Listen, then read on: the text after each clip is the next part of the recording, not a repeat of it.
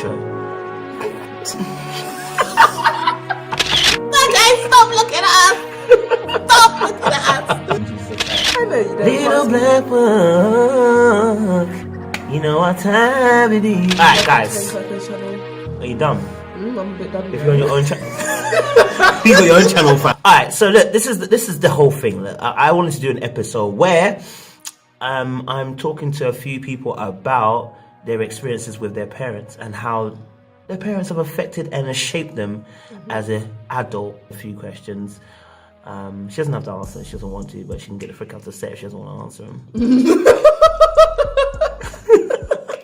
No, I'm playing, but I just want to answer a few questions, and hopefully as well, for those of you who are watching, you can identify, maybe even you have similar stories, similar childhood stories, on etc., or similar experiences, and you can identify and just kind of, I don't know, get a bit of healing from it. First question I got here is, what is your fondest childhood memory? Oof. Happy or bad or sad? Let's go for a good memory. Fondest means like nice. So let's go for a good one first. Used to do a lot of family stuff. Okay. So like traveling and just a lot of family stuff. Yeah. Was that both you, your mum, dad, sister, brothers? But the main pictures I see of it were all, like, to be honest, my dad wasn't really all out there, so it's mainly like my family being my mum and my siblings. Okay. So yeah. How many siblings you got anyway? I got 3. Younger brother, he came into the picture when I was a bit older. 2 older siblings, boy and girl, around 24 to 26. Oh wait, so that means you're the middle child? Yeah, middle somewhere. Mad. You know the middle children are always the baddest ones. They always be gnarly. You actually lost the plot. Alright, cool. So then, to flip it, so what's your kind of worst memory as a childhood? Please keep it PG. PG rated, but completely honest. Okay. I would say the fighting, the arguing, kind of like verbal and physical kind of abuse. Oh. Yeah. For real? That's what I would say. It's like just. Oh wow. Was that like brothers? Was that with your siblings, or was that with your parents? Parents. Yeah, like domestic issues, stuff like that. Yeah. Okay. How did you deal with that? Or how did you manage to move past that? It's crazy because you think you deal with it as you just grow up and move on with life. Yeah. But I feel like as you mature and understand yourself more, you realise some things actually manifest in your life. So to be honest, to be real with myself, I've realised that I haven't fully dealt with it. Okay. And it's something that I'm still currently dealing with. Okay. Yeah. So you said obviously it kind of manifests in your life now. What have you kind of seen that's evidence that it's kind of manifested in your adult life, if you want to say?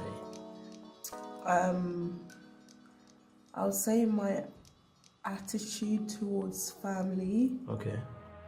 As in terms, I love my family and that, but I don't feel like the relationships there like other families are. Because it's been through, we all know we've been through so much and we love each other, but having that, just human to human relationship, how do I put it? Having a close relationship where you can talk about anything. If you can talk about boys and stuff with your mum, if you can talk about stuff like that with your mum and parents, you're actually very lucky. You don't realise how lucky you are. Stuff like that. And even with my siblings, my brother, I wouldn't really say I have a relationship with, just the calm, bit of banter, blah blah blah. My sister, we've grown a relationship now, sorry. So yeah, we're the tight ones, the girls. Yeah. So okay, so you said obviously you don't feel as comfortable talking to perhaps your mum as you'd want to be. What do you think the cause of that? What do you think what caused that particular distance, in a sense, I should say? I just think I just feel like she was one of those parents that I just couldn't come to talk to. Like, if I felt like I could talk to her, would you get what I mean? So, yeah. Do you think there's a cause or a reason why? I feel like because of their cultural backgrounds and probably how their parents were, in the sense that everything's so black and white to them. Everything should be just, face your books, go to uni, like it's black and white. You get what I mean? I'm a doctor. But so either they could adjust to like modern society and start modernizing and be more understanding now, or they just keep to being. You gotta be real, like rather ignorant about the way things are now. Okay, so do you think times have changed then, from their time to our time? Do you think times have changed, and what do you think has changed? Definitely, times have changed, but I think it's also because of the area. Like, if they grew up in Nigeria and all that stuff. Yeah, times have just changed. Okay. But they're not doing the best to keep up. Some parents aren't doing the best to keep up. Do you think they're not doing their best, or do you think that they don't know any better because they're coming from a completely different environment, let's say from Africa, coming to UK and having to survive? Do you think that they're actually doing their best, but their best obviously is different from our expectations? Perhaps we're privileged in the sense that we're born here. We're not born into an immediate struggle. We're not showing there's an immediate struggle. We go to school for free. We get school dinners, whatever. Some of us do anyway. Our parents pretty much provided for us from the get go. So we are not in struggle. We're not in survival mode either. Whereas our parents maybe perhaps, coming from Africa, coming to make a new life for themselves, if they haven't been able to accumulate a certain amount of wealth, it's amounted in a struggle or a strife or survival. And so for them, maybe their mindset is survive. Whereas our mentality is, well, I'm born here, I've been privileged, I've got an education, we can actually do what we want to do. Like, for instance, African parents, you must be a doctor, you must be, some top lawyer, anything else that could be a comedian. You are being a comedian as you ask that question. Oh, Mom, could I be a comedian? You are a comedian, you're laughing, you're joking. Like, you know what I mean? Like, maybe they come from a different kind of perspective in that sense. I don't know. What do you think? Yeah, I do believe that, but I also feel like, it doesn't mean you should be like okay to sit in it. Do you know what I mean? Like, you should want to understand what your child is surrounded in to be able to, relate to your child, to be their like first point of call kind of thing. Okay. So if you become a parent, I'm gonna ask two questions. So if you become a parent, what's the one thing that you will take from your parents' parenting and continue, and what is the one thing that you would take that you would not continue that you learned from your parents? If you became a parent, I'll say being a strong woman. My mum is a very strong woman, and she's the type of person that through all the craziness, she was just generally a joyful person. Like, she remained joyful. I would hardly see her upset. So when I did, it would trigger me. So that's one thing I'll take, just remaining upbeat and lively throughout any situation. And also the values she taught me, even basic stuff like etiquette. Yeah. Did I say that right? Yeah, you said etiquette right. When you're younger, you don't realise having to do stuff like set table, courtesy towards people, all that stuff. When you get older and then you see some people don't have, this or that, it's just wow, you really start to appreciate the values you're taught. So that's one thing that I would definitely be carrying on. Cool. Yeah. Okay, and what's the one thing that you, for definite, are not going to continue?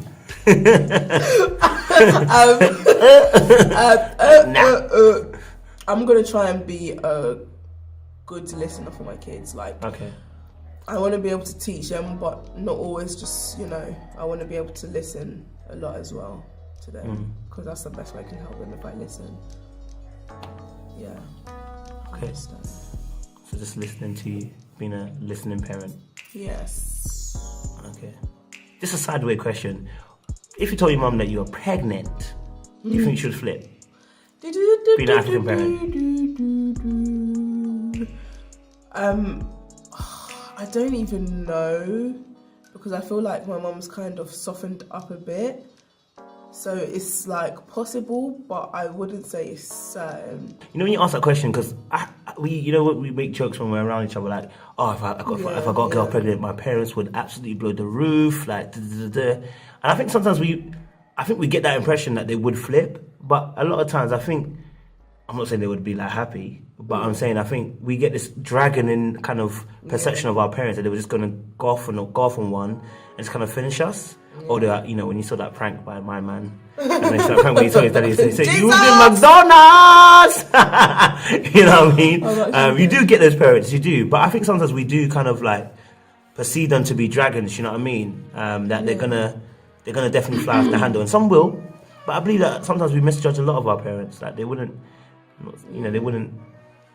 Yes, they would be disappointed, but they won't come at you like. Or they just won't have the energy. They'll just be fainting on the floor. You're like, I'm just fainting. This section is about obviously relationships with dads, because this is actually what the main video is really about.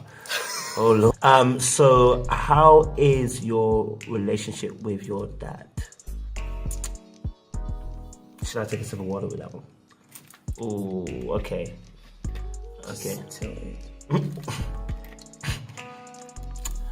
Do you wish it to be better? Yeah. Well, okay. It's too late for that now. Too late? Oh, girl, how old are you? 21. Okay, it's never too late. It's not too late. Has he made an effort to kind of bridge the gap between you and him? I mean, a bit. Yeah, kind of. And how do you feel about that? When he's trying to bridge the gap, how do you feel about that? I just feel like, the damage has been done, kind of. Do you know what I mean? Like, it's just, how do I explain it? Like, I'm not a teenager anymore, like the start of a teenager anymore, so I'm not transitioning, trying to get to, you know what I mean? Because if it was then maybe it would have been, but I'm kind of setting in who I am now. Like, you're always going whatever, but I'm still setting in who I am now. So it's like, you kind of missed the mark where you're most crucial. So, yeah. Okay. So, do you feel like not having that relationship with that, do you feel like it's affected you in any way?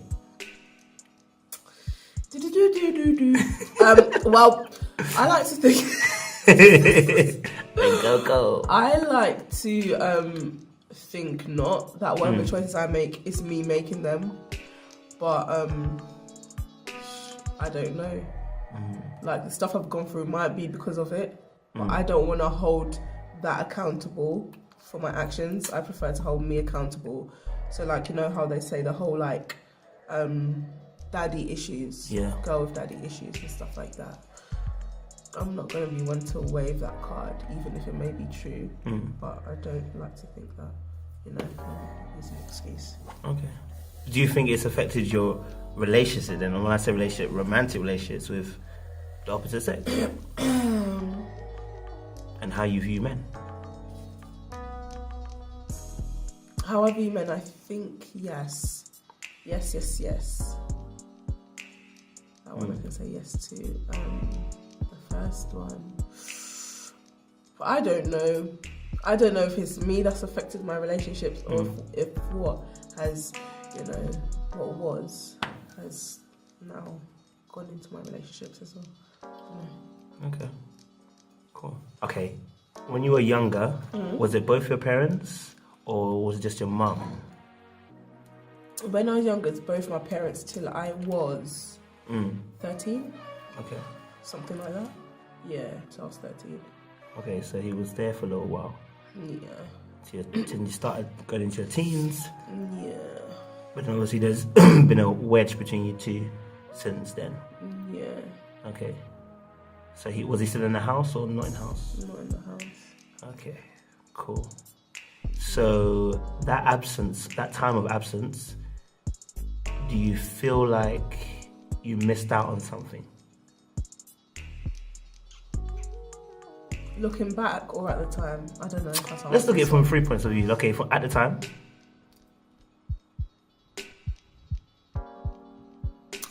Oh, sorry. Sorry. I thought you were deep in the question, so that's why I was like, time. At the time, I felt happy because I felt like, okay, like there was already enough, fights and all this stuff that was just hell. So I felt like good that he was gone anyway, because like, okay, no more of that. It's better without, the arguments. Okay. I think I still feel that way. So even now. Yeah, I feel that way, but I feel like it should have happened earlier. The bridging of the gap, you mean? The split. The split. Oh, okay. Yeah. Looking back at it now. Yeah. You think she went earlier? Mm-hmm. Okay. What would you say to other people who are in a similar situation to you then? As a summary and closing, what would you say? How would you encourage them? I would say, please take care of yourself. Mm-hmm. Like, honestly, it's everywhere. Like, put yourself first, blah, blah, blah. But it's so important. Like, it's not even cliche. Please take care of yourself, because it's so easy to mentally lose yourself. I've lost myself so many times, and you're gonna be the one that has to pick yourself up. But please do, before you fall any deeper. Like, educate yourself, read. That's true. Just meditate. I'm not saying like sit there and close your eyes, but meditate through reading motivational books, people who've been through the same thing. One thing that's good is people that you can relate to, so that you're not by yourself, and you can just read, learn. Like, literally, there are resources at your disposal everywhere. The internet's there. Read. Even if you're typing something that seems like crazy, like how do I get over a breakup? Even I'll do stuff like that, how to get over a breakup on Google, stuff like that, or just, anything that's on your mind, Google it, read it, find online mentors and stuff like that. I mean, people like say Oprah Winfrey, sorry. Oh damn, baby. Who else is my favourite? Let me recommend Oprah Winfrey, that's for sure. It's another person. You mean Winfrey? Yeah, Winfrey. Gary V, Eric Thomas. TD Jakes, I love him. TD Jakes, please. Amen. You don't even have to be Christian, but it's just truth that he speaks that will honestly speak to your soul, heal you and let you reflect. Like, honestly, like, just please YouTube stuff and whatever. That's what I would say. Take care of yourself. Yeah. Okay. And be strong. Yes. Well, guys, that is all for this episode. I appreciate you guys watching. You already know Little Black Book. You know what to do. Like, share, subscribe to the thing. What are you on? What social media are you on? I'm on Twitter and Snapchat. Snapchat, I'm active on. I'll put it below. Yeah. Her Snapchat, she's active. Her 1% phone, she's active. She's probably on it now. Your 1% man. Alright, so guys, appreciate you. Me and Ren Coco are bowing out. And watch out for our next videos as well. Appreciate y'all. Doses. That's your first breakup? Yep. That's your first ever breakup? Yep. Your first ever breakup? Yep. Man, I really had a boyfriend. My first boyfriend was last year. Pretty girl like you. Yeah, and a lot of pretty girls are wanted by guys who just... So... okay. Guys, sorry. So that was your first breakup last year, yeah? Wow. Yeah. Why did you break up? What happened? He was too busy for me.